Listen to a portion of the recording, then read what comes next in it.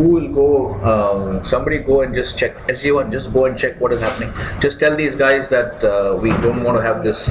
There's some kind of. Okay.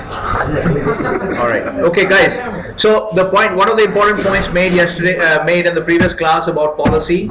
Okay, the need for free markets is because of the foreign exchange markets. You can see these two markets that we have here as an example. Why are the spreads so tight?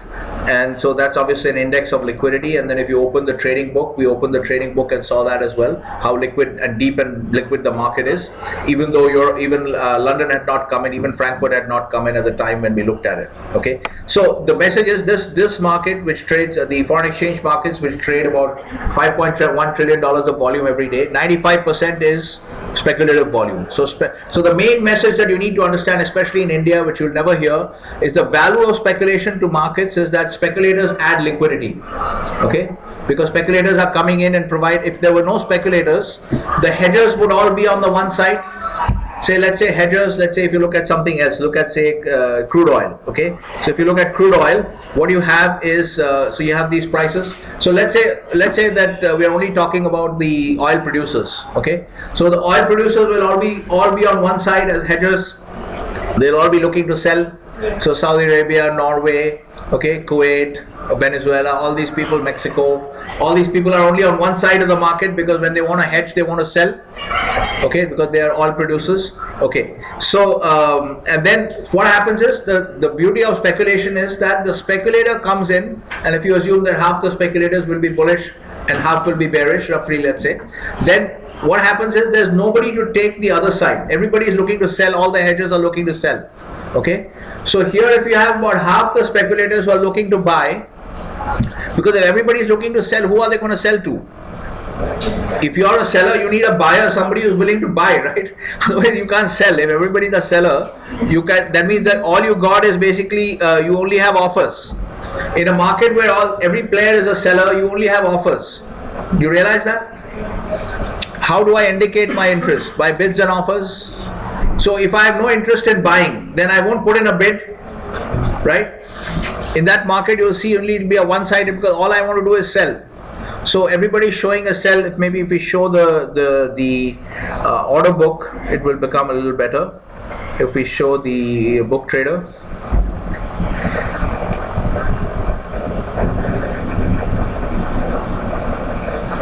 Okay, so we don't have market depth permission here, so we have to do this. No, I don't want to open my account management. Okay, so the point is basically this is not the right contract because we don't have the data for this. Okay, you see this? This is how the exchanges control the data. We said one of the features of exchanges is that the data is normally available, but there is a fee to be paid. So the arrangement that we have in Interactive Brokers, that does not give us market depth information. Remember what this is, the full market depth? Yes. Okay, so they are only giving us the top of the book information. Remember these terms? Top of the book, best bid and offer is top of the book, and this whole thing would be market depth. So we don't have market depth information because the arrangement we have with Interactive Brokers does not give us that information. So let's look at the Euro market here. Let's look at this. We'll just see this. Yeah. So what was I talking? Why was I talking about the? Why did I go to market depth? Only offers, not. Yeah. So otherwise you would see only offers. Okay, because everybody is a seller. And then if you assume that half the speculators, if speculators come in and half the speculators at least want to buy. Okay, so then you'll at least see some depth, you'll see some bids, at least you get some bids because the speculators will put in bids. Okay, so that helps the, I still forgot, I mean I still can't remember why I went to market depth, but anyway, the point is that the point is that basically just it's only because you are speculators that you have the other side of the market. The speculators are there to take the other side of the market, and therefore they help the hedgers to hedge. Are you following the logic? Yeah. There's some ये आ रहा है ना आवाज, किसी का आवाज आ रहा है. I don't know where it's coming. It was coming over there. और बाहर स्टूडेंट्स आवाज क्यों कर रहे हैं? उनको बोलो आवाज मत. क्लास एक्चुअली चल रही है फर्स्ट ईयर वालों की ना, तो बाहर ही सारे कॉल कर रहे हैं. क्लास चल रही है. Yeah, Neeraj. उनको बोलो कि जो आवाज मत करे, वो बाहर दूसरा क्लास चल रहा है ना. Okay, guys, so let's see. So the main message that you will not hear in India, the main message that you're never going to hear in India is the value of speculation. The value of speculation, the reason the foreign exchange markets are so liquid is because it's highly speculative, okay, very high speculative interest in these markets, but that gives you tremendous liquidity, okay. You can see $5.1 trillion a day, you see how tight the spreads are, okay, and that helps the hedgers. Those who are the market users, okay, they are able to take advantage of that because now that you have speculators, you get the other side of the market, so the hedgers are able to transact with somebody, okay. Otherwise everybody is on the selling side and you only have offers. So it's the speculators who are bullish on the market, who are looking to buy, they come in and then they provide a counterparty for the hedgers to trade with. This is clear? So this is a basic logic that you should understand. This is from a policy perspective because pretty much everybody in India is opposed to speculation, okay. They see only negatives in speculation, and this is the problem. The general problem with the Indian psyche, including all the policy makers, the economics PhDs and everybody, is they fail to see the benefits of free markets, okay. So that's the real problem. That's why we haven't gone into those free market policies, okay. All right, so let's go back. I think we can just close this for a moment because it's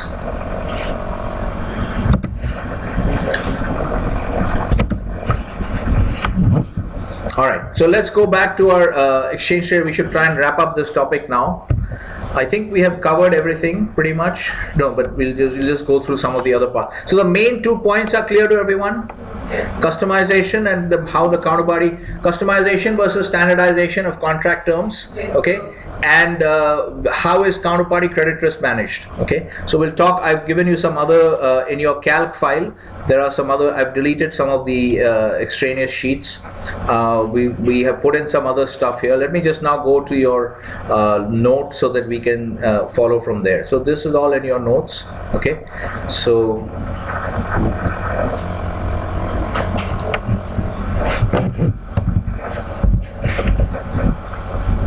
we've covered all this. Okay, so markets. So there are 2 ways of organizing markets. Either you have OTC or you have exchange traded. Okay, so this we have already done. We've looked at these. Okay, so then you go to the table. So this should be your main reference. This table. Okay, for understanding the differences. All right. Okay, and this we have already gone through. Okay, so here I've tried to, this element, I don't know if this thing will open up, but let's see. So the first point is, this is the point we're trying to understand. I just want to quickly go through the other points which are not so important, but since we are there, since I've listed them in the table. So what we say about exchange traded markets is that they were usually located in a fixed place. Okay, so like the New York Stock Exchange actually started under a tree in New York. Okay, so and the Bombay Stock Exchange also started at a fixed place in Bombay, okay, where they used to gather and trade with each other. All right, so that's where the idea of a fixed place comes from. And let's see, some of these trading floors are closing. Many of these floors are closing now because of the advent of technology. So essentially what is happening, you'll see this mentioned in your note as well, that many of these trading floors are closing because everything is now becoming an electronic network.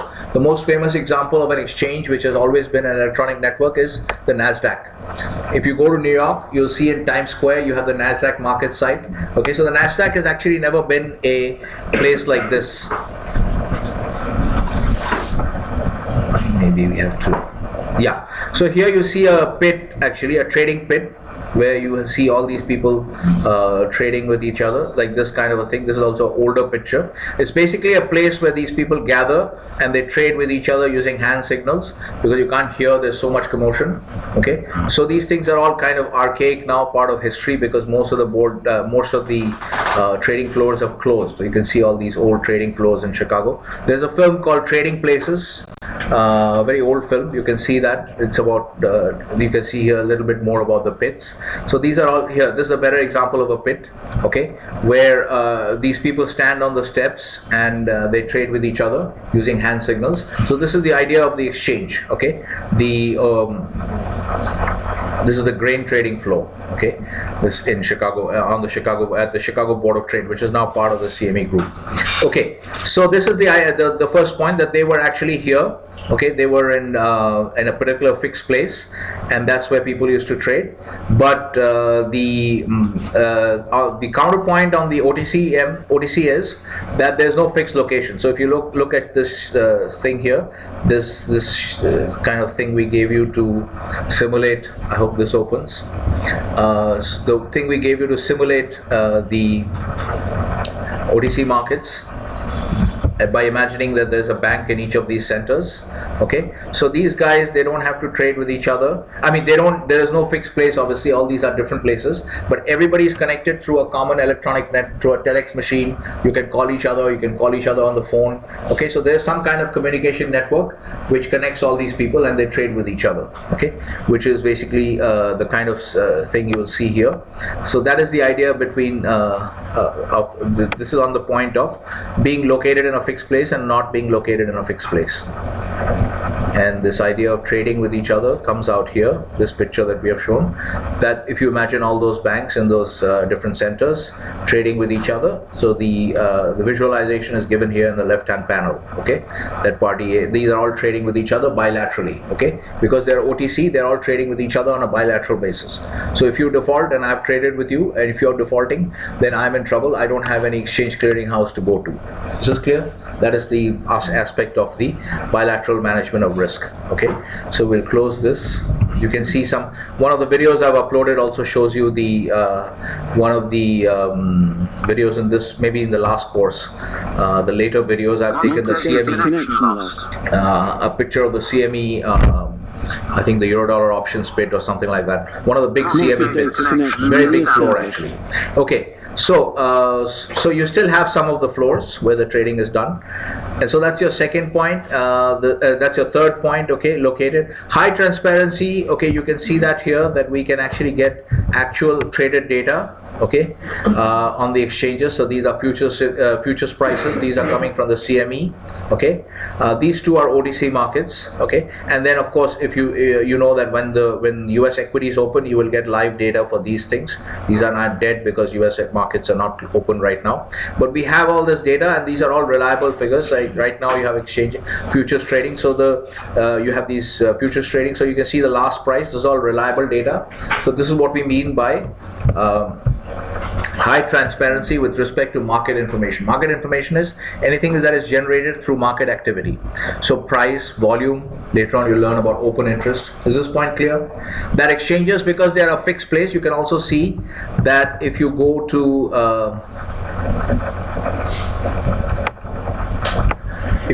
this,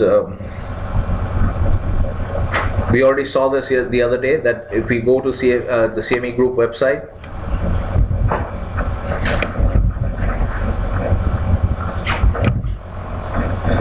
right? We can go there, we can look at markets, and we can, let's take anything, we can take energy, okay, and we can just get the data from the exchange, slightly delayed data, but you have the point is that you have information, okay? So you have the volume and open interest information also. If you want to look at natural gas futures, you can look at natural gas. You can see what the prices are if you go to quotes. Okay, so you can see the prices for natural gas.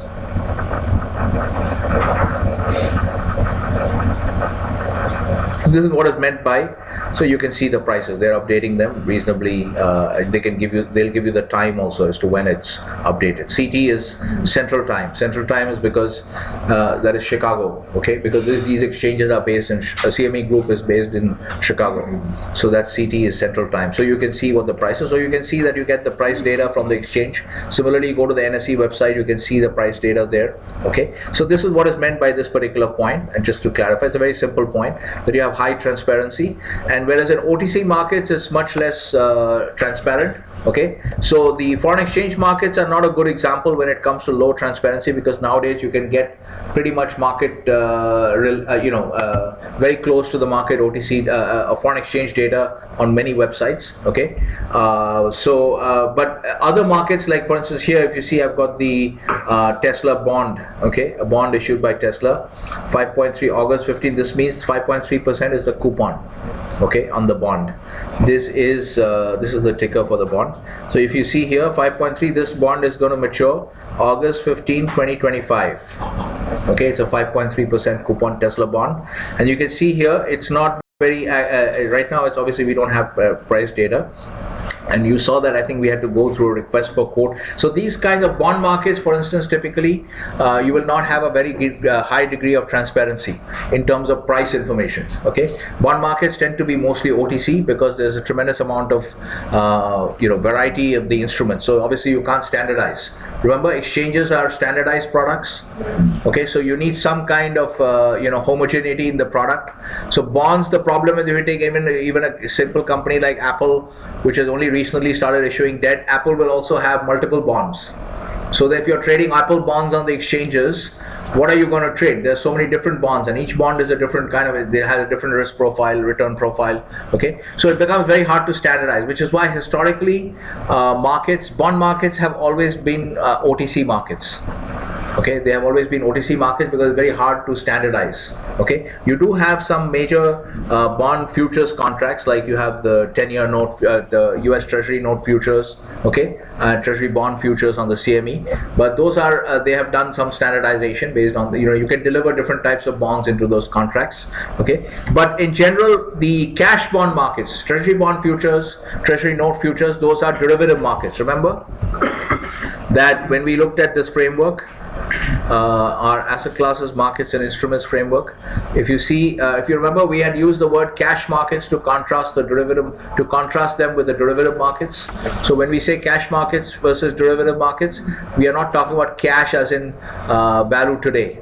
Okay, cash is here, we don't mean cash as in transaction date and settlement date is the same. Here we mean cash as opposed to derivative markets. Okay, so if you look at so I'm not going to open that framework again, but if we go back here, so low transparency. So basically when we're talking about the cash bond, now this is the cash bond, okay, as opposed to bond futures, this would be referred to as a cash bond market product, the Tesla 5.3% August 25 bond. Okay, this is considered a cash market instrument because it's not a bond futures contract, it's an actual bond which you trade and buy and hold in the market, right?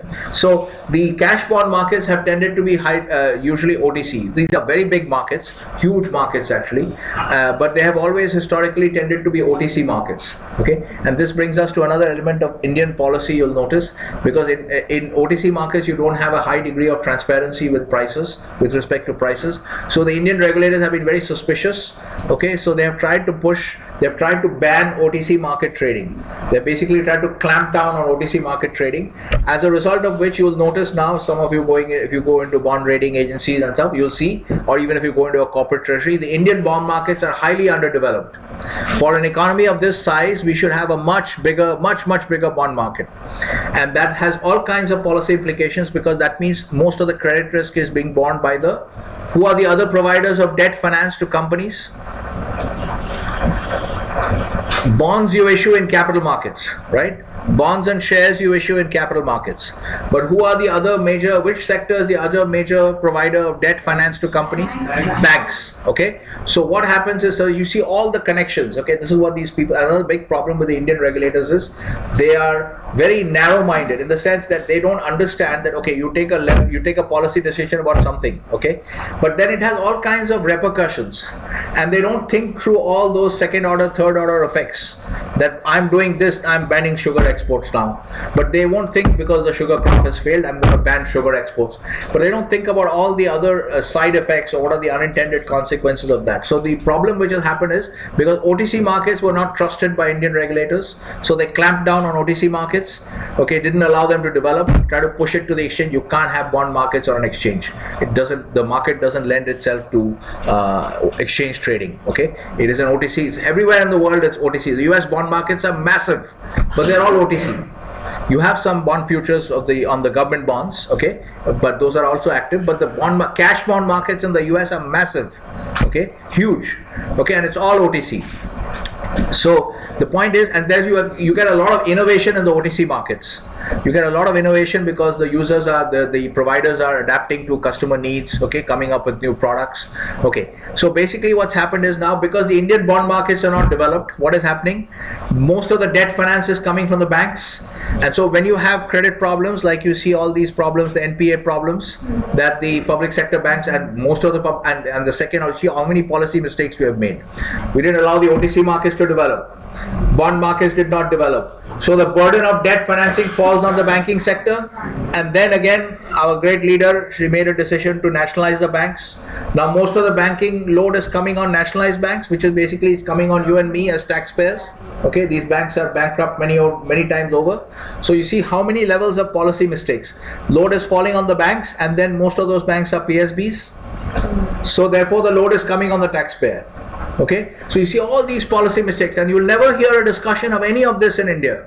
Very rare. Okay, so these are all the, so it's basically it's a real tragedy, because we are a country held back. We could be an economic superpower, we could be the America of the Far East. Okay, but it's just our own stupidity that is holding us back. That is the tragedy. If you really didn't have the capacity, then it would be okay, fine, we don't have it what it takes, but we have what it takes, but it's our stupidity that is holding us back. So anyway, so are you able to see all the connections? So you should at least think in those terms. Hopefully later on we can have a more structured and policy discussion where I can note down all the points we have discussed. But anyway, so let's go quickly through, because I am under a lot of pressure. I have to cover a lot of material to get you guys started on your project. Okay, so the low transparency, high transparency of market price information, you have understood that point. OTC markets generally are not so transparent. Okay, although foreign exchange prices now with the proliferation of the internet, that has improved a little bit. Okay, so listing of securities and no listing requirement in the OTC market, this is quite obvious. Whenever you go on list and trade on an exchange, anything that is traded on an exchange has to be listed on the exchange. Okay, so best example is stocks. Okay, so when Alibaba has just done a very big issue on the Hong Kong, I think about, I don't know how many, 7 billion, I don't know what, several $1 billion. Alibaba has just listed on the Hong Kong Stock Exchange. They have just done a secondary, they've listed again on the Hong Kong Stock Exchange. Because the Hong Kong Stock Exchange was not, they did not allow these, what do you call them?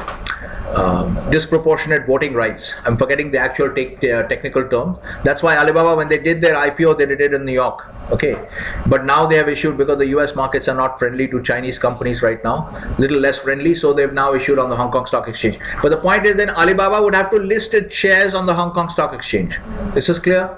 Anytime you put up shares for trading on the stock exchange, you have to list it. And so essentially listing is, you have to understand only one word here. I'm just going to write it maybe. Yeah, it's already written here. The main thing you have to understand about listing is disclosure. If you're going to list your stock, if you have a listing requirement on a stock exchange, what it's going to involve is basically a huge amount of disclosure.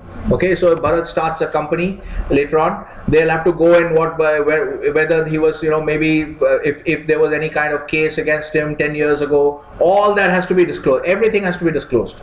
Okay, so this is basically what it means to list your securities on the exchange. All the directors of the company, if they have any kind of problems, any case, any claim against them, this, that, everything has to be disclosed. Financial information has to be disclosed. So what you need to remember is disclosure, because the regulators want to ensure that the public, because now when you list it on an exchange, the public is going to be able to come in and buy. Okay, the mom and pop investor is going to be able to come in and buy. So the regulators want to ensure that they have enough information. Okay, that's why you have the prospectus in an IPO. You notice that they advertise the prospectus in the newspaper, right? So they have so that's the idea behind all that, is just one word, which is disclosure, so that people who are buying have enough information to make a decision. Okay, is that clear? Okay, and of course in the OTC markets there's no listing requirement, fixed place. We've covered all this stuff. These are not so important. And then I've just given you the products. Obviously, one simple way to understand what is the difference between forwards and futures. You just have to understand that futures are ETM and forwards are OTC. So everything that applies to the difference between these two products, these two exchanges, these two venues. Okay, these are different ways. These are really different venues. Okay, different ways of organizing markets. All those distinctions will apply to forwards versus futures as well. Is this clear? Okay, so I've given you some examples as well. You can look up this if you're interested in metals. You can look up the London Bullion Market Association. It's the biggest center for physical trading of precious metals. Okay, even metals are also there on the LME, all these base metals. All right, so you can inquire about all this from these links. Okay, so this I think covers, no, we have to, this only covers for a little bit. I have to still show you how the thing works. Okay, especially on the exchange. Okay, so we have the table, we've covered the points on a table. So this actually, I've taken some material from an IMF website, but it's not very well written, so I've had to also edit it and put in some stuff on my own. Okay, so if you look at it, started as physical places, exchanges, set institutional rules. This is where institutional rules basically means all this stuff. Okay, margin amounts, contract specifications. What is this? This is all institutional rules. These are the rules for the trading on the exchange. Okay, like we saw here, we have something here. Okay, so if we have this, these are, we're talking about natural gas.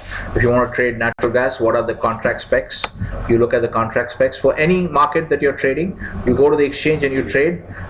This is BTU is British thermal units. Okay, and this MM is million. Okay, so BTU, British thermal units, is the way you measure this. It's a unit. Essentially, it's just like centimeters or inches. Okay, the concept is the same. So you can see where this has all the kinds of elements. Everything is given here.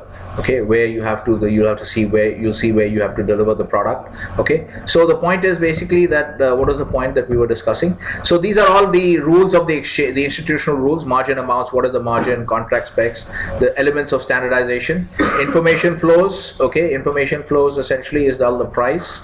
Okay, so okay, and you can see how we have fee-based access because we have not been given we have not been given market depth access on futures contracts, which you saw just now when we tried to launch the book trader for crude oil futures. Okay, so settlement. Okay, now let's understand, this is a little important thing to understand. Okay, how is the settlement? Okay, clearing facilities, how does the clearing work? Okay, so we need to define certain types of, this is there in your sheet. Okay, I've referred the sheet. We are going to define some of these entities. Okay, TIC is trade initiating customer. Okay, we could have just called them customer, but actually you'll see that technically the CM is the customer of this. So that's why I've given, so these people are also customers, so we shouldn't just call these guys customers. So that's why I've called them TIC, because it's really the trade initiating customers. Okay, that's what we intend to do. So we are calling them TIC. Introducing broker, IB, non-clearing broker. Okay, that is to show that these guys are not clearing members. Okay, we are defining these terms. We'll show you how it works. Okay, so these are the ones. So CM and the exchange clearing house. Okay, you already understood the exchange clearing house. You understand the scheme. Okay, now let's go to your calc file and let's go to ET markets.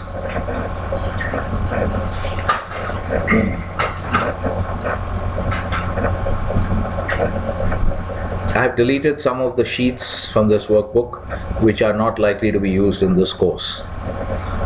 Okay, so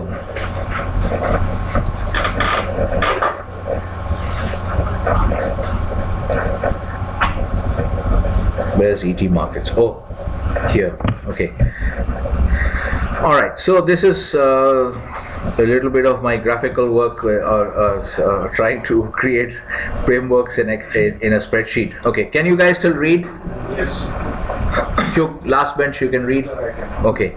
So TIC, this is just one box actually. This is meant to be one. So TIC is usually a retail or an institutional customer, but let's just call them, better to call them, instead of just using the word customer, let us call them specifically trade initiating customer.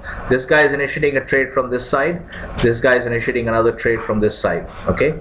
So you have all these entities we have defined. We have the ticks on top and at the bottom. And then you have on the outer circle, think of this as concentric circles. You know what concentric circles are? Okay. So how would you define concentric circles technically?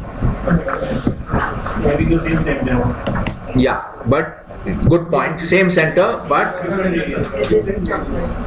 yeah, at least concentric circles is at least two circles with the same center, just like we defined time series. And okay, so at least two circles with the same center. Okay, so now we have a, think of this as concentric circles. Center of the circle, first ring, first circle, second ring, orange, third ring, yellow. Is this clear visually? Okay, all right, so imagine that. Okay, so what you have is right in the middle you have the exchange clearing house. We already showed you the scheme. When you're trading on an exchange. If you were trading OTC directly between these two guys, there would be nobody in between, there would be just one contract. Yes? Clear?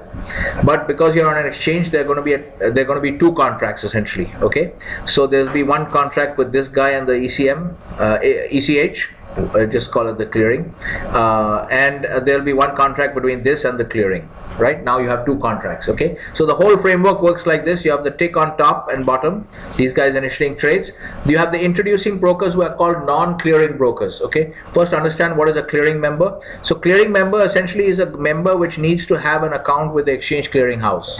Okay, so you need to maintain an account with the clearing house, just like I don't know why this echoes coming. Anyway, sounds nice actually. Okay, so okay guys, so just like scheduled commercial banks in India, to use Indian terminology, what did I do to make this echo? Okay, so in to use Indian terminology, okay, you have the scheduled commercial banks which have accounts with RBI. Can Pulkit go and open an account with RBI? No. No, he's not allowed. Okay, so can Tata Motors go and open an account with RBI? No. Okay, nobody can open accounts directly with RBI. You need to be a scheduled commercial bank. Okay, so Canara Bank or Citibank or HDFC, all these banks, okay, they are allowed to open, but the ones we call commercial banks. Okay, the system is similar in most of the other countries that we know, all the Anglo-Saxon countries that we have, even in the European, continental European countries, the system is the same. Okay, so you have a central banking model, so you have the central bank in the middle. Here we are talking about the clearing house. Okay, so similarly, a clearing member is required to maintain an account with the clearing house. Okay, so every sort of intermediary that trades on an exchange need not be a clearing member. Okay, so the way it works is, to be a clearing member you must maintain an account, and obviously that account has to have a hefty deposit, initial deposit, because if any of your clients mess up, the exchange is going to forfeit from that deposit, is going to take the money from that deposit. Okay, so the clearing members have to maintain the accounts with the exchange clearing house. Also understand here, when you're doing, similar ideas should always be studied together. You should also, when you're looking at this, you also remember the payment system in a typical country with central banking. So the clearing house is replaced by RBI here. Yes, let's study that system also. Okay, so a clearing house here becomes RBI. Clearing members become the scheduled commercial banks. Okay, so those scheduled commercial banks are allowed to maintain accounts with them, with the Reserve Bank. Now here this part is not so critical, okay, but essentially you can, for the sake of the banking, for discussing the banking system, we can ignore this orange, the second circle. So then what happens now, Pulkit or Tata Motors can open an account with HDFC Bank, and HDFC Bank will have to maintain the account with the Reserve Bank, the central bank. Is this clear? Okay, so this sheet is there in your file, so you can refer to it later for the scheme. Okay, and here, so this is the thing. So we go back to the exchange setting, clearing house, clearing members have accounts with the clearing house. So our average tick cannot go and open an account with the clearing house. You need to be a clearing member. Okay, now we have something called an IB. Okay, so the IB here is indicated as a separate category which may or may not exist in all situations, but we are showing it to you because it can exist, so you should understand the full detailed scheme. Okay, the maximum detail of the scheme should be understood, and in certain cases the IB may be merged into the clearing member. Okay, so we'll understand what the IB's role is. The IB's role is to maintain the relationship with the tick. Okay, this is clear. IB, everyone understands. Introducing broker. The role of what is the role that is being played by the IB? The IB's role is to maintain the relationship with the tick. So if you assume, let's say that SMC Securities is not a clearing member of the NSE. I don't know if they are. They probably are. Okay, but let's assume that they are not. Okay, so SMC is not a clearing member, but SMC has relationship with retail customers. Okay, so they'll come and talk to Ritesh, they'll talk to Parul, they'll talk to Rajan. Please open an account with us and trade stocks. Okay, now SMC will have to maintain an account with a clearing member with some securities firm, let's say HDFC Securities, which is the clearing member. This is clear? So we are showing you the full detail of the scheme. This is how it works. Assume that SMC is not a clearing member, but they are, what is the role they perform? They go and form the relationship with the ticks. Okay, they basically ask customers to open accounts with them and trade stocks or stocks or commodity futures or whatever. Is this clear? Has everyone understood this? The role of the IB is basically go down and talk and reform the relationships with the ticks. Yes, everyone is clear? Yes, sir. Okay, and then the IB, if he's not which is not a clearing member, then he must maintain an account with the clearing member. Okay, so basically the account that Ritesh opens with SMC, it will be an account with HDFC Bank. Okay, essentially it will be an account with these guys, but these guys will maintain a parallel account with these guys. Okay, and the money that he deposits as initial margin will have to go into these guys, and they will actually forward it to the clearing house. Otherwise, you will not be allowed to do the trade. Initial margin has to eventually come to the clearing house, but it's coming, the tick doesn't talk directly to these guys, doesn't deal directly with these guys, they go through this chain. Is this clear to everyone? You understood the scheme? Now, the reason I said this is maximum detail, in certain situations, this can actually be merged together. Okay, let's say that HDFC Securities, a big securities firm, will be both a clearing member and it will effectively function also as an introducing broker, because as we said, the role of the IB, the specific role of the IB is to form the direct relationship with the tick. Okay, so HDFC Securities, being so big, will actually have a clearing operation.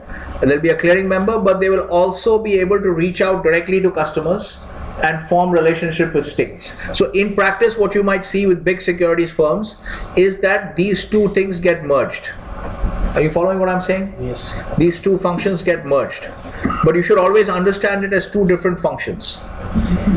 That you're being a clearing member, when you're acting as a clearing member, you are providing that access to the clearing house, okay, and in your capacity as a clearing member.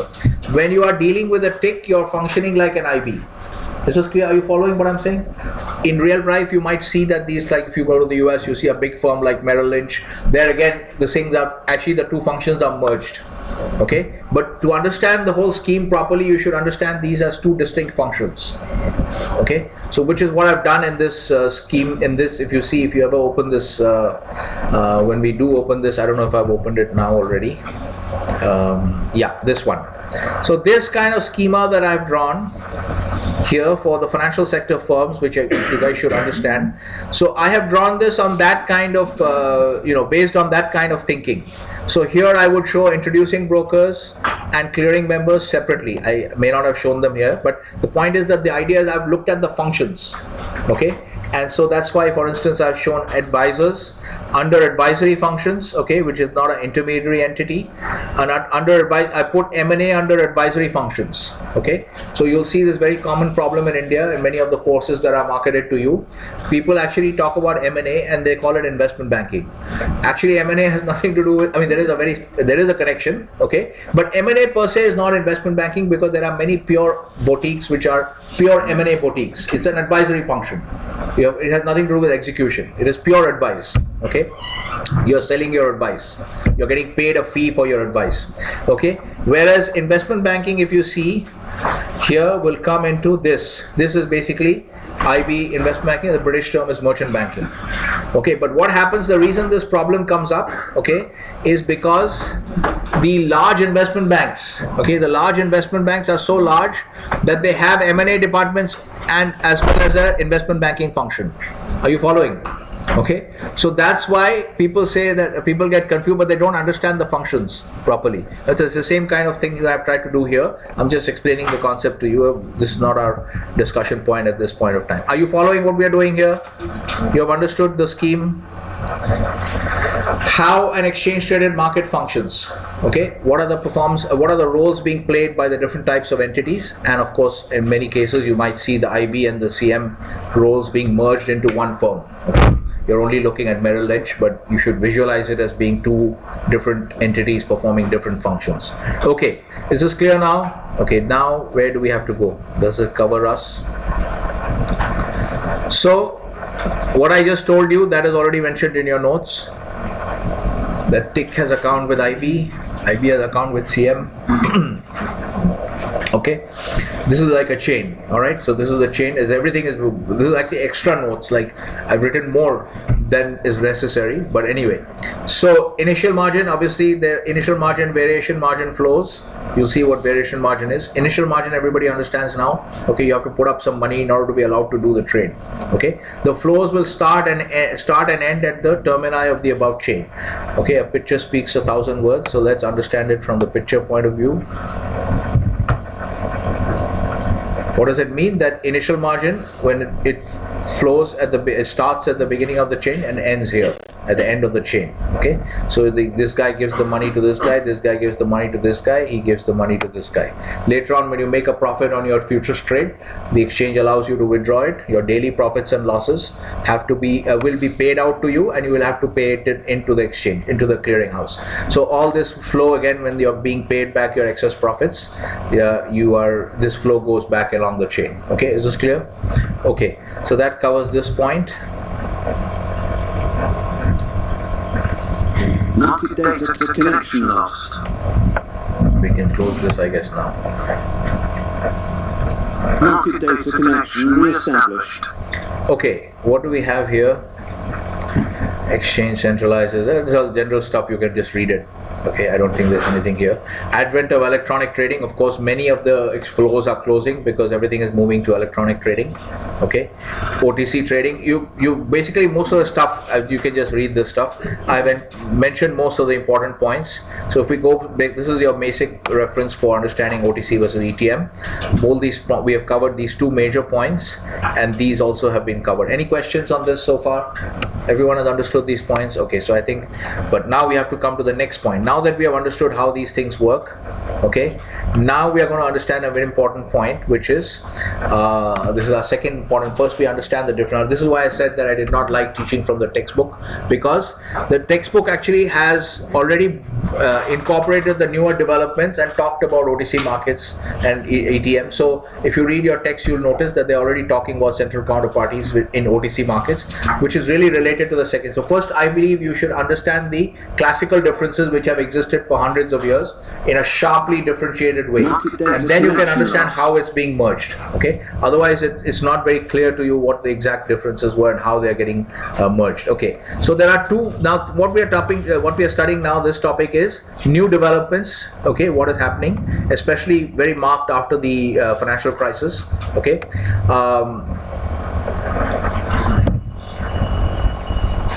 all right. Okay, so what we are seeing is basically this point. What we are studying now is this point, a progressive blurring of the distinctions. You understand what I mean by this? That here we have made some distinctions. Okay, we have made some distinctions here. Okay, that this is different. The high transparency, low transparency, listing required, not required. Okay, managed by exchange, managed by bilaterally, managed by the clearing house, located in a fixed place, not located. So we have made some distinctions. This is different. This is different. Okay, so what we are saying is now we have distinguished between these two types of venues on certain points. Okay, these 5 points. Okay, we have said that on these points you are different. Somebody has a computer, somebody doesn't have a computer.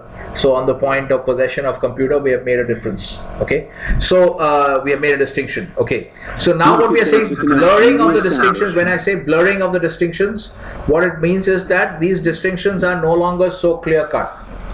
The distinctions are kind of disappearing. Are you following what we are saying? Yes. Okay, that's what we mean by blurring of the distinctions. Blur, you understand? Yes. Blurring. Okay, so it's not so clear. Okay, so now the distinctions are not so clear. There are certain things which are happening, part of the regulatory response, partly a response to customer requirements. Two things are happening. The distinctions are becoming less clear. Historically, for hundreds of years, the distinctions were very clear. Okay, but since about a few years before the crisis, let's say about almost 5 years or so before the crisis, and then certainly after the crisis, certain things have happened. Okay, so how is the distinction getting blurred? The blurring is happening on 2 points. Okay, 4 and 5. Okay, this what is happening is this point also there is some difference, because basically what's going to happen, as you see, is that the OTC markets, you saw, remember what we asked this question, why should I even bother to trade OTC if there's credit risk and market risk in OTC, but if I go to exchange traded, then I don't have the credit risk problem. So why should I bother to trade OTC? Okay, the answer obviously, as Tarun gave, was that because of customization, right? So what the OTC markets are doing is basically like a best of both worlds kind of solution. Okay, so they are trying to offer their best customers a best of both worlds kind of solution, saying that we'll give you customization and we'll also do something to mitigate the credit risk. Okay, so what they're doing is they're essentially setting up, as we have written here, okay, is basically they're trying to do some form of collateralization. Okay, this CCR is counterparty credit risk. This is an important term to understand. This is what it means. We have already explained counterparty credit risk in detail to you. The story that I gave you about the bank making the payment, okay, and bank in New Zealand making the payment, and then the bank in the US, by the time the US opens, the bank is basically taken into receivership by the administrator, so they don't make the payments. So that's an example, and that actually happened in the case of a German bank called Herstatt. Okay, so when Germany opened, the people in the Far East had made their payments, but when Germany opened, the German regulators closed that bank. So that kind of risk is actually called Herstatt risk, okay, in the foreign exchange markets. So anyway, so essentially what they're trying to do is they're trying to come up with some kind of collateralization, which is, if you saw CME Clearport, if you remember, okay, we showed you the picture. Let's try and launch this once again. Hopefully it opens.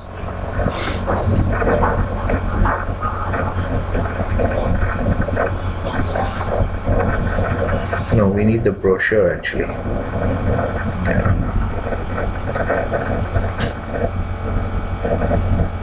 Now we have to further open this.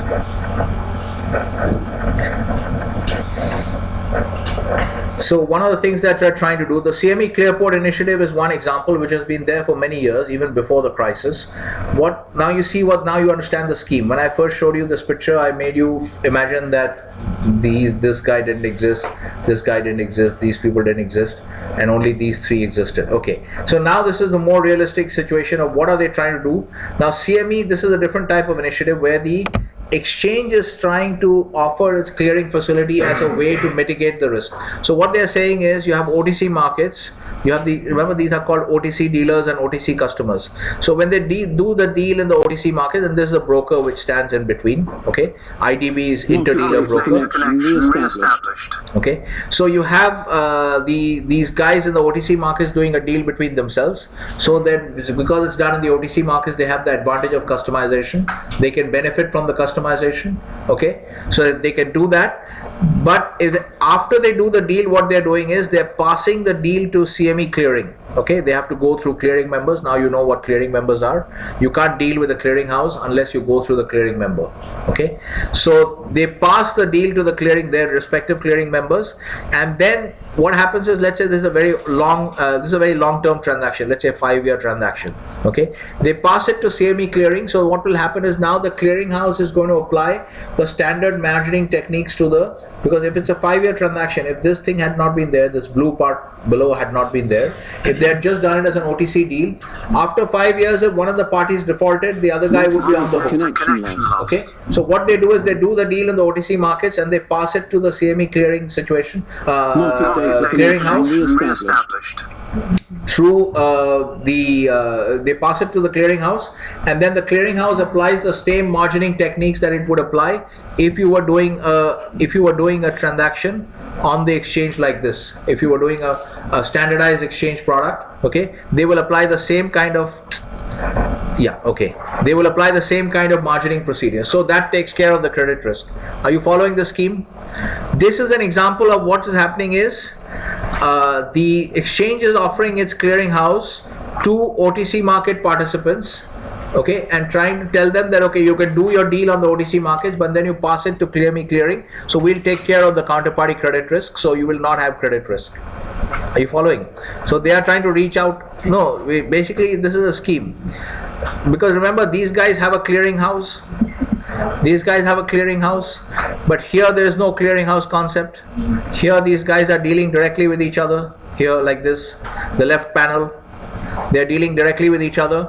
So what this exchange is saying is the CME guys are going and telling the party A and party B, you can do your deal on the OTC markets, okay, and have all your customization or whatever you want, okay, and then after you finalize the deal, for the execution or the settlement of the deal, you pass the deal to CME clearing. Is what is happening. You do the deal between yourselves and then you pass it to CME clearing, okay, so that we take care of the clearing problem. So we do the settlement of transaction risk, we do the settlement of mark to market P&L every day. Are you following?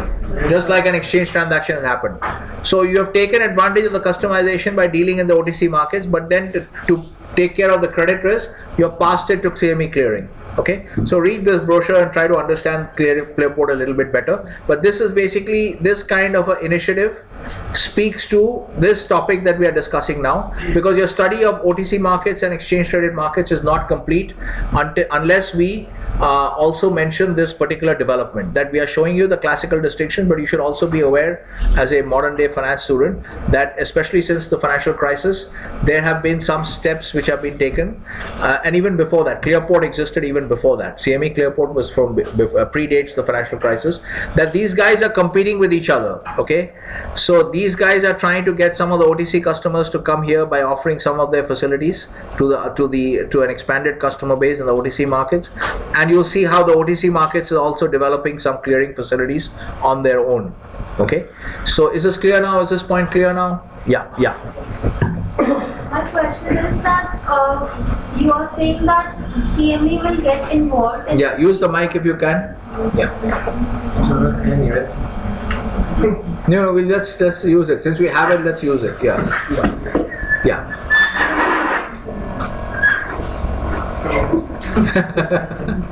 Okay, go ahead. My question is that... Okay, quiet. Everybody else be quiet, so we can hear her clearly. Yeah. My question is that you are saying that CME will help in the clearing policy in the OTC market. So will CME take enough deposit from them? Like Yeah. You have to do the same thing. You have to give deposits to these guys. So the difference will be only in the OTC market that you can do customization. That's right. So in order to be part of the clearing system, you will have to do the same thing in the sense you will have to deposit money, and your daily profits and losses in this certain cases they may settle on a weekly basis or something. Okay, but the point is periodic settlement of profits and losses. The main difference between an OTC deal, and understand this, that the main difference between an OTC deal and an exchange traded deal is that on an exchange, because there's a clearing house, your profits and losses are settled on a daily basis, right? So you don't get hit with a huge bill at the end. You're paying on a daily basis. Whereas in the case of the OTC markets, you're getting hit with a huge, you can get hit with a huge, some party or the other is getting hit with a huge bill at the end. Because if you do a long-term deal, like a 5-year deal, okay, then the deal gets settled at the end of 5 years, and you only realize your loss or profit at the end of 5 years. Is this clear? Are you following? Because there's no, there's bilateral arrangements in a standard deal, in a standard OTC deal, okay? So, is this first point clear about Clearport, how it works, okay? So, the other thing that people are doing in the OTC markets is they're also doing what is called collateralization. So, now what they're trying to do is, even on a bilateral basis, what they might do is... Market data connection lost. Okay. On a bilateral basis also what they might do is this Market data connection re-established. I'll have to tune that out sometime because it's becoming really bad. This is because the connection is weak, right? Keeps getting okay. So collateralization, understand the other thing that people are doing. Now this CME Clearport is an initiative by the exchange. Okay, it's coming from this sphere and trying to take some of the customers, trying to offer their products to an expanded customer base in the OTC markets. Are you following what is happening in terms of business strategy? Okay, they're trying to offer their products to an expanded customer base. Now, to some extent, these guys themselves are taking steps to reduce counterparty credit risk. So what they're doing is they're doing what is called collateralization. Okay, what we have mentioned is collateralization, more frequent marking to market, and margining. Okay, this is what collateralization means. What does that mean? It just means that if you take a situation like this, where party A is dealing with party B, now what they do is they themselves post margin between each other. You'll see this mentioned in your book also. Do the readings that are mentioned for this note. Inside this note, in this note itself, at the end there is a reference to the textbook. Parts of the textbook which you have to read. Okay, do those readings also. There is an explanation of collateralization there. So the main thing, how OTC market collateralization, bilateral collateralization will work is that party A, party B are doing a deal. In the traditional way of doing OTC transactions, there would be no margin posted between the parties. They would take their own credit risk and sit on it for the tenor of the deal. But now in collateralization, what is happening is these guys are saying, because there have been so many cases of defaults and stuff like that, they are saying, no, I'm not feeling comfortable. Party A says to party B, can you deposit some amount of margin with me? And I will also deposit some amount of margin with you. And every week we will settle our profits and losses. So at the end of the first week, if I have some losses on the contract, okay, and losses on the contract are going to be measured by, if you have something like this, let's say if you have bought, okay, so the idea is, let's say, now I'll give you a marketing message. Okay, say if I bought, initially in the contract, if I bought oil at 57.98, okay, if let's say party A has bought oil and party B has sold oil, okay, and let's say the deal is $58, okay, $58 a barrel. After the first week, I'm just giving exaggerated examples, normally you don't have this kind of movement, but after the first week, let's say the price has dropped to $40 a barrel, okay, so that means who is losing money? Party A is the buyer of oil and party B, who's losing money? Party A is losing money, so they're losing $18. Let's just assume it's for one barrel for the sake of simplicity. So party A will agree in their contract collateralization terms, okay? They will agree with each other, even though it's an OTC contract. They are now trying to migrate from the classical OTC world where there is no margining, no collateral posted, okay, but now they're trying to evolve a little bit, okay, and they're saying that we'll post margin with each other. So at the end of 1 week, when there's an $18 loss, party A's account with party B, they have kept some money with party B, so party B, that account will be debited $18. That account will be debited $18, and just like you read up your, we'll show you the margin readings for your textbook. Okay, we are coming to you, Garvit, one sec. So let me just explain this collateralization. It's the same scheme as the exchange traded. It's the same scheme as the exchange clearinghouse. The basic idea is your profits and losses have to be that's why I've not said daily, because sometimes it's not done daily. The word I've used is more frequent marking to market and margining. Okay, more frequent, which means it could be weekly, it could be monthly, okay, but point is that you don't wait till the maturity of the deal, okay. So what is happening here is party A will now, both have deposited margin with each other. Party A has lost money after the first week, so their account with party B, their margin deposit is reduced by $18 because that is the loss they have suffered. Next week, if the price rises, now you're talking about $18, now you're talking about the price has already been marked down to 40.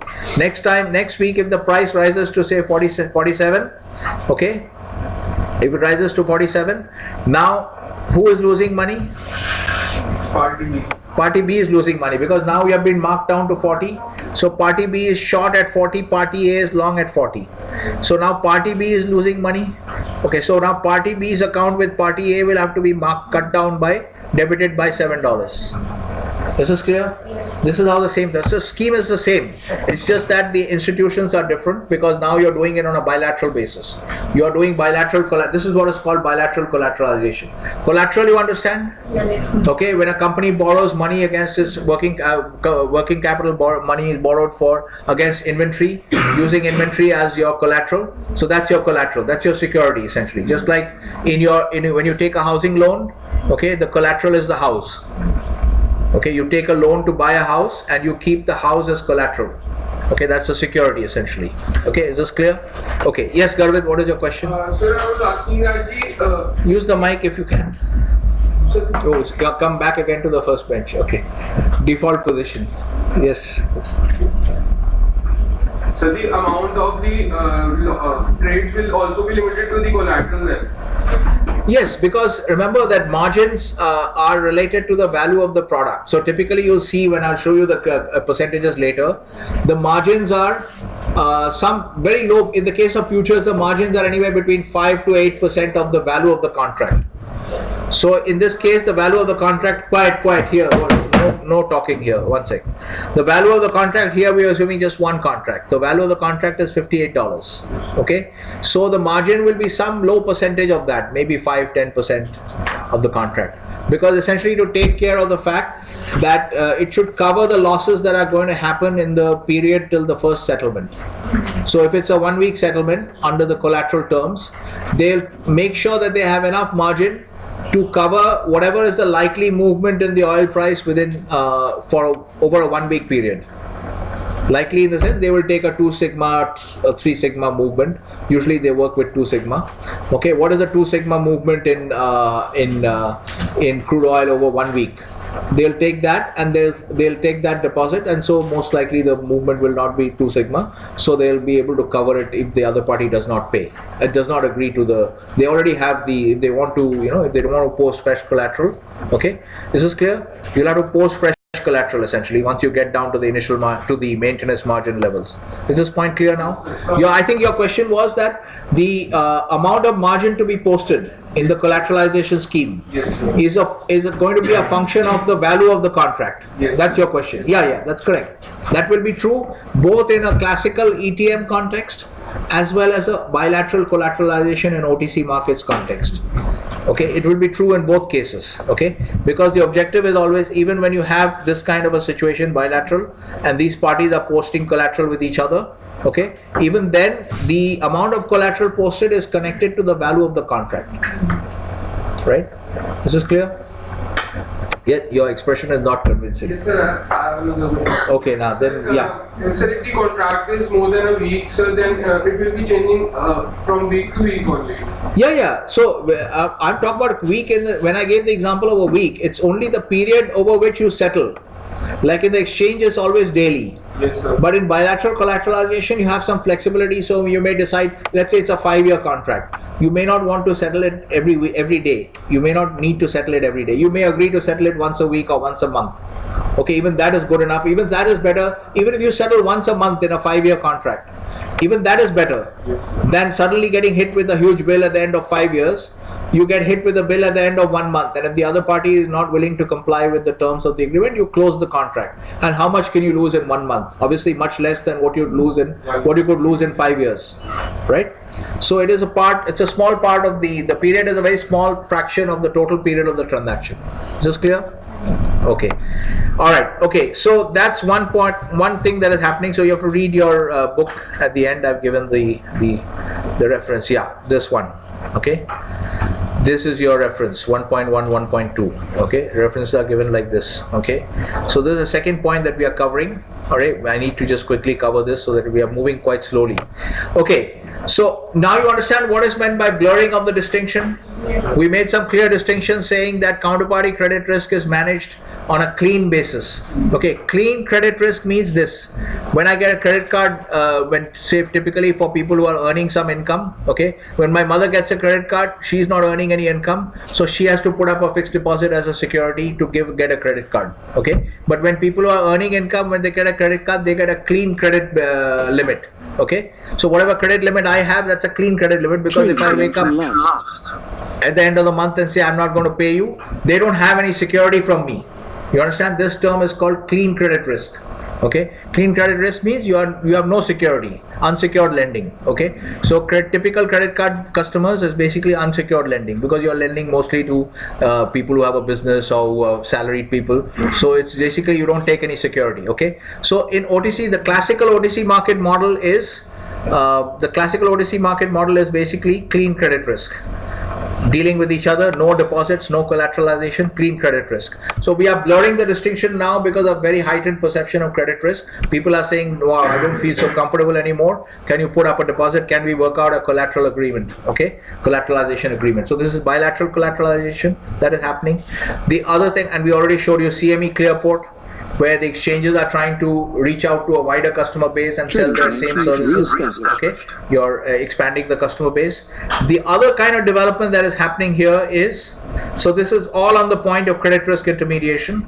Okay, the third point that is happening is after the financial crisis, Okay, you'll read about it in the textbook also.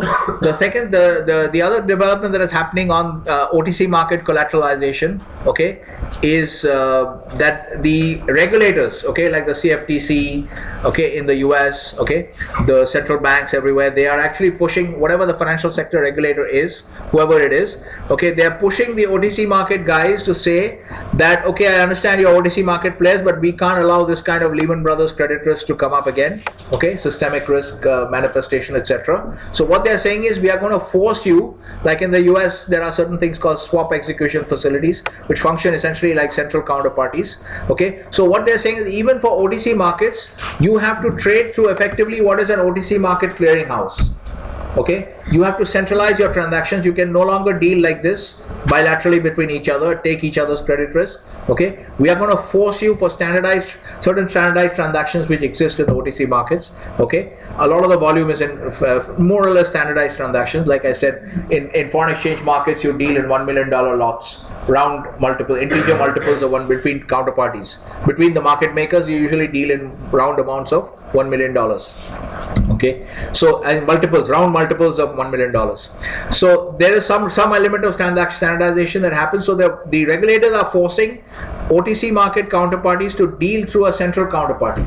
So essentially, a central counterparty is nothing but an exchange clearing house, which you're taking an exchange clearing house system and forcing it into the OTC markets, and you're forcing all the OTC markets to deal with certain exchange central counterparties who are nothing but a central counterparty, nothing but a clearing house for OTC markets. So it will apply the same rules, daily mark to market, maybe daily, maybe not daily, sometimes weekly, whatever. But the point is, quite frequent marking to market of losses and paying and receiving of profits and paying and receiving of losses and profits. Are you following? Same system that you see in the clearing house. They're going to take it. They're taking it. The regulators are taking it and applying it and forcing the OTC counterparty guys to OTC market players to trade through that. So in a given market, you might have let's say multiple types. You may have 7, 8 types of central counterparties, but they're all kind of approved by the regulators. Okay, and the OTC market players are now being forced to trade through the central counterparties. Okay, so since they are going to apply some frequent marking to market and paying and receiving of losses and profits, so then you can see what is going to happen as a result of this kind of thing. Can you see what is going to happen? That this point is no longer true.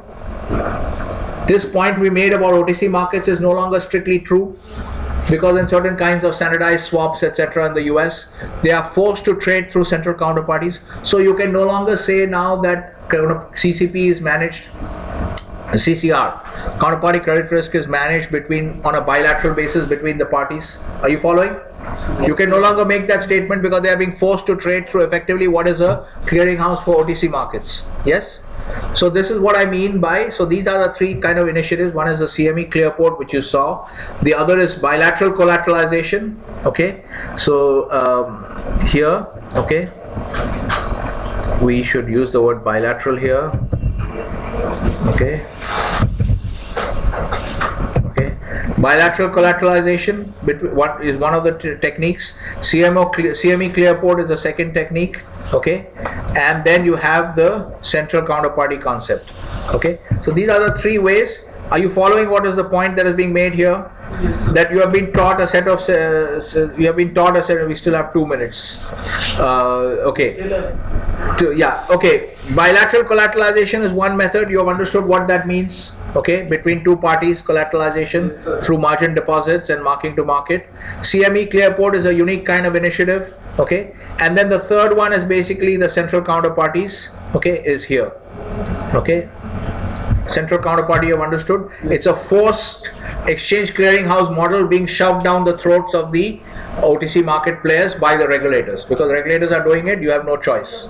Okay, so these are the ways that are happening. So the point I wanted to make here is, while you saw the classical distinctions would prevail for hundreds of years, now you have some blurring of the distinctions on point of number 4 of credit risk intermediation. And this one you study on, there is also a blurring on the point of contract standardization, customization. You can study this on your own. Okay, I'll just give you a brief idea. We still have 2 minutes. Okay, what is happening is, let's open one of these if we can. interest rate swaps. Let's open equity flex options. So the example that I gave you, you will not find this, it's not there in your book also, but you understand this. Now what are the other thing these guys are doing? Remember, what is it that ETM does not have? Customization. So now they're saying we'll give you that also. We'll be best of both worlds. So what exchanges are trying to do is basically you got something through an initiative called Flex Options as an example, okay, which you can see in on the CME. What are they doing with Flex Options? Notice, just read a little bit. What did we say about exchange traded contracts? Highly standardized, no flexibility. 1,000 barrels crude oil. That's it. Now you see what they're trying to do in this is the Flex Options term sheet. You can study it here. Okay, see what are they trying to do? Expiration date. Look at this. Any business day. Flexibility? Yes, because standard expirations are very standard. Third Wednesday of contract month. Okay, are you following this point? Now the exchanges are trying to compete with OTC customization. They're trying to offer the best of both worlds. So you should understand this as a market dynamic also. Okay. Again, blurring the distinctions. Are you following that? Again, the distinctions are not so clear cut. You can no longer say that exchanges don't provide customization. You can't say that anymore. Any business day. Okay. Look at this. Any underlying contract. Okay. Then you have other flexibility. Flexible need not be within the standard strikes. When you traded options, you saw standard strikes. Yes? Now you can trade any strike. Is this clear? Okay. So then you have your style of exercise. Okay. So because of the so this is what I'm just showing you here. Read this to understand this a little bit. But are you following the point here? Yes. That to the extent that you introduce contracts like flex options, you are building in the ETM environment, which has credit risk protected, you are building in contract customization. So what is happening? You have to understand the market dynamic. Okay, just 1 minute extra, no problem. Okay, market dynamic is ETM guys are trying to capture customers from the OTC market by giving them flexibility. Yes, everybody follows? Okay, you're all business students, you should understand the business dynamic, but I think the most important dynamic is that the time is over. Okay, all right, okay. So please remember about tomorrow's last period. Yes. You will be informed through WhatsApp if there is any change. Otherwise, if there is nothing coming on WhatsApp, your class is going to happen. Yes, one technical question. Yeah, what is the doubt? So, like you said, Give us the mic. Give us the mic, so like you said, bond market is OTC, bonds like OTC market, right? And then in your notes, you have written bonds and stock listed, requiring listing and ETM market. So, sir, In that case, that might be a good point. Then you're very observant. Okay, 1 minute. here you listed securities listing, these are stocks and bonds, and you said bond market is an OTC market, works like an OTC market. Because of both aspects. Yeah, well, this is actually very good question. Very good question. Shows that you're very observant. Okay, so this I've written because in India, some bonds can be listed on exchanges. In India, they have listed it. They have required certain bonds to be listed on the exchange. Okay, that's what they're doing. But let's say in the case of, I should change it, but it's a very good question. Mostly in case of stocks. Okay, so in cases of stocks, basically we can keep this actually. Yeah, because some bonds are listed, like in India what they have done is they have forced bonds, you can trade bonds also on the exchanges, but they have to be listed. That's why I've written that. But it's a very good. Yeah, but mainly what you should understand is what they have done in India is a stupid thing actually. They should not have done it. They should have allowed the OTC bond market to develop. Okay, as you can see here in the case of Tesla, this is a unique bond. Now Tesla may have other bonds. They have also got preferred stock. They have all kinds of other debt instruments. Okay, so debt and quasi-debt. So these things are so varied that they're difficult to standardize and trade on an exchange. So the natural home of bond markets is OTC. So this is something stupid that the Indian regulators have done. Okay, by forcing the bonds to be listed and traded on exchanges. But it's very good that you're very observant that you've understood this. Yeah.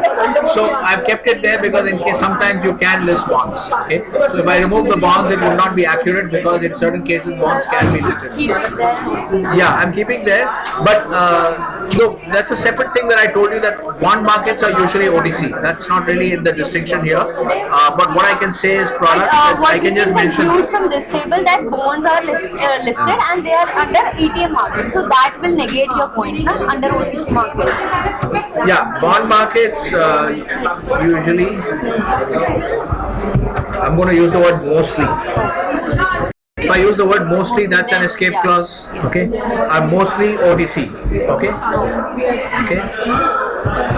Example, say US bond market, which is the US bond market is massive actually, it's huge. Okay, and it's almost the cash bond markets are totally OTC. Okay, but what we have done in India is we have forced even cash bonds to go and list on the exchange because we don't want any kind of OTC trading. That's the problem, which is a mistake actually on the part of the regulators.